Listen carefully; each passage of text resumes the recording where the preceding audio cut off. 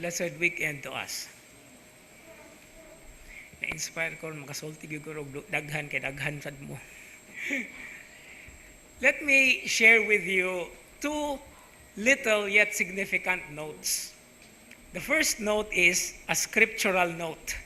And this has something to do with the first reading today. In fact, when Sarah laughed, when she was eavesdropping outside the tent with Abraham and his visitors discussing about her becoming a mother that following year, when she laughed, actually Abraham also laughed earlier in the episode because the message was also given to Abraham. Now, what has something to do with this laugh? You know, in Hebrew, to laugh is tza'ak. And of course, it tells us something about the name of the child that Sarah will be conceiving, that Abraham and Sarah will be rearing. At kinsa may ngalan sa moong anak? Isaac. Because Isaac in English means I laughed or I giggled. Now, what is this significant? This is just a piece of information. But you know, when we try to reflect on this is a very significant thing because in our time, in our lives, in the way that we deal with things, we sometimes do giggle or laugh at certain things regarding faith matters. But the Lord will always do what He wishes and what He wills for us. Bahala nag mag-agikikanay ta, magkatawanay ta. But God is always true and faithful to His promise to us, especially the promise of salvation, inasmuch as we respond to Him. So that is a good reminder of the name Isaac. In Hebrew, it's Yitzhak. I laughed or I giggled. Now, the second note has something to do with a liturgical note. And this is coming from the gospel reading today. There are so many things to talk about the gospel, but I would like to emphasize on this. Because later on, before communion, we will be reiterating what the centurion said to Jesus.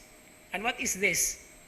This is what we say before receiving the communion. Lord, I am not worthy to have you under my roof, but only say the word and my soul shall be healed. This is a little bit modified in the liturgical context, but this is where we get that expression in the liturgy. Remember this, that is Matthew chapter 8, verse 8. Siyarog malimtan pa na ninyo, puro na otso. Matthew 8:8. What the centurion said, Lord, I am not worthy to have you enter under my roof. Only say the word and my servant will be healed, is actually modified to make this as a Eucharistic expression of faith that Jesus recognized that in no one in Israel he had seen such a faith.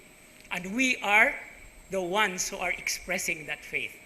The problem, however, is now here in the translation. No, makabantay, makahinumdum siguro mo nga, when this was revised, kaya ang inanda nato is, Lord, I am not worthy to receive you, but only say the word and my soul shall be healed. Karon kay gibase man sa teksto sa Biblia, Lord, I am not worthy to have you under my roof. Ang problema lang sa Binisaya. Kay Ginoo dili ko angay pasulod kadimo sa akong atop. Of course, this is an idiomatic expression, but atop is actually house. No? So Ginoo dili ako takos nga mudawat kanimo sa akong balay, sa akong puloy-anan apan ipamulong lamang og mamaayo ang akong kalag o mamaayo ako. So with these two notes that sometimes we just ignore, hopefully we will always be reminded, despite the ignoring that we do, that God is present everywhere we go and is constantly interacting with either our reaction to Him in a rather negative or sometimes funny note, and with our intention and desire to really have Him in our lives, most specifically in the Eucharist. Amen.